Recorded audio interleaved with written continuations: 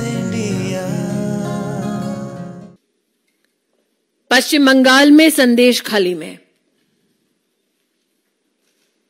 कुछ महिलाओं ने मीडिया को संबोधित करते हुए बांग्ला में अपनी व्यथा को व्यक्त किया।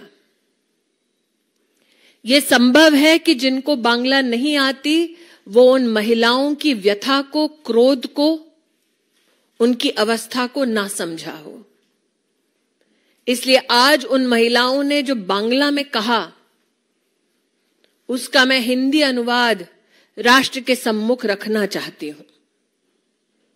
बांग्ला में उन महिलाओं ने पत्रकारों से गुहार लगाते हुए कहा, टीएमसी के गुंडों के बारे में, पार्टीर लोक देखे जावे कौन बाड़ीर बहू देखते सुंदर।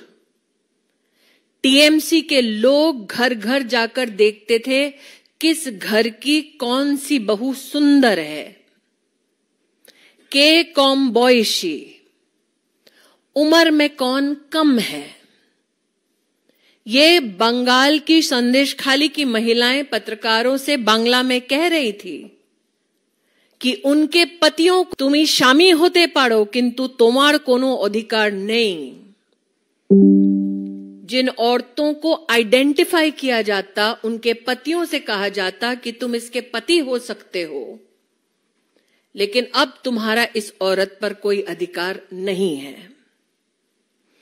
इन बांग्ला की संदेश खाली की महिलाओं ने पत्रकारों से कहा, निये चले जाबे रातेर पर रात, उठाकर ले जाते थे रात दर रात। যতক্ষণ তাদের মনটা না ভরবে ততক্ষণ তোমার रिहाई नहीं। जब तक टीएमसी के इन गुंडों का मन नहीं भरता था तब तक इन औरतों को रिहा नहीं किया जाता था। ये आरोप है जो संदेश खाली की दलित, जनजातीय, मच्छीमार समाज और किसान परिवार की महिलाओं ने मीडिया के वहां पर लोकली पत्रकारों से गुहार लगाते हुए कहा। आज इन महिलाओं के अगर वक्तव्य को आप बांग्ला में सुने तो उनका ये कहना है कि विशेष रूप से हिंदू परिवारों में आकर महिलाओं को टीएमसी के गुंडे चिन्हित करके जाते। जो वहां का प्रमुख ममता बंदोपाध्याय का प्रतिनिधि है उसका नाम है शेख शाहजहां। अब तक शेख शाहजहां के बारे में मीडिया में यह प्रश्न होता था कि ये शेख शाहजहां कौन है। मीडिया के बंधुओं से कहना चाहती हूं कि शेख शाहजहां का नाम आपने तब सुना होगा जब संदेश खाली में ईडी के अफसर गए तो 1000 गुंडों ने उन अफसरों पर पत्थरबाजी की और ईडी को विवश होकर एक स्टेटमेंट देना पड़ा कि उनके 3 अफसरों पर जानलेवा हमला किया गया। ये वो शेख शाहजहां हैं।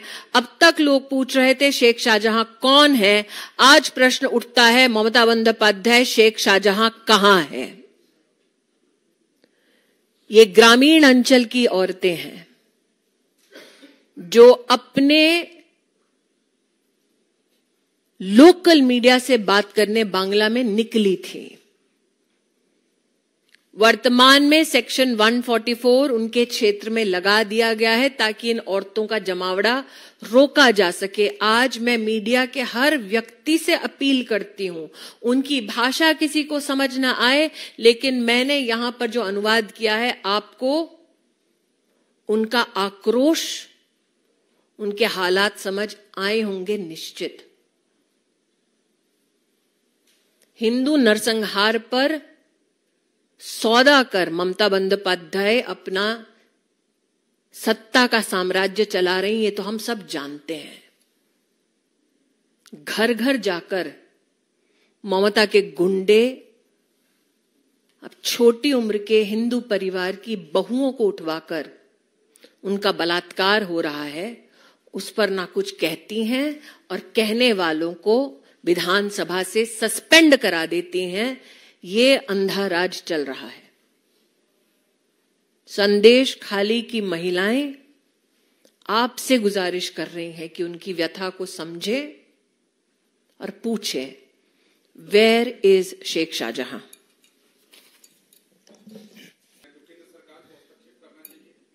हर बार जब ऐसा कोई मामला मीडिया के सम्मुख आता है तो ममता बंदोपाध्याय ये कहती हैं कि ऐसे कोई तथ्य नहीं है जिस पर कार्रवाई हो।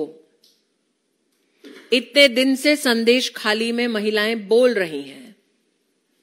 उनको सहयोग देने के बजाय जिनके हाथ में सत्ता भी है और लॉ एंड ऑर्डर की जिम्मेदारी भी,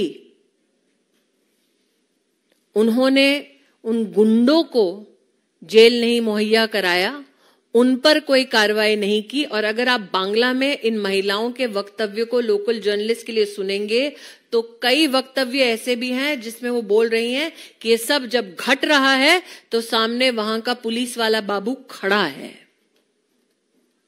तो गवर्नर बंगाल ने अपनी एक टिप्पणी दी है। मैं स्वयं एक संवैधानिक पद पर हूं, इसलिए अपनी संवैधानिक मर्यादा का मैं उल्लंघन नहीं कर सकती, लेकिन विषय ये उठता है कि ममता बंदोपाध्याय के पास लॉ एंड ऑर्डर की जिम्मेदारी है। कुछ लोग हैं जो देश भर में न्याय के रूप में यात्रा चला रहे हैं, वो भी चुप बैठे हैं। कुछ लोग हैं जो अलायंस की बात करते हैं, वो भी चुप बैठे हैं। ममता बंदोपाध्याय ये जानती हैं कि शेख शाहजहां विशेषतः जानबूझकर छोटी उम्र की हिंदू विवाहित महिलाओं का बलात्कार करवा रहे हैं। अब तक जब ये तथ्य लोकल मीडिया ने उनको प्रस्तुत किए हैं, तब तक उन्होंने कार्रवाई क्यों नहीं की? जिन लोगों ने कार्रवाई की, लेजिस्लेटिव असेंबली में मांग की, उनको सस्पेंड क्यों किया गया? राजनीति छोड़ दीजिए, आप सिर्फ मानवता की दृष्टि से इस विषय को देखिए। गवर्नर क्या करेंगे कॉन्स्टिट्यूशनली वो उनका विषय है, मैं गवर्नर पर टिप्पणी नहीं कर सकती। मैं क्योंकि बांग्ला में उन औरतों ने अपना वक्तव्य दिया, इसलिए आपको उनका वक्तव्य पहुंचा रही हूं। मेरा हाथ जोड़कर करबद्ध निवेदन है कि आप पहुंचे वहां और पूछे, कब तक हिंदुओं की बलि चढ़ती रहेगी, हिंदू औरतों का बलात्कार होता रहेगा, और वो भी स्टेट स्पॉन्सर्ड टीएमसी द्वारा।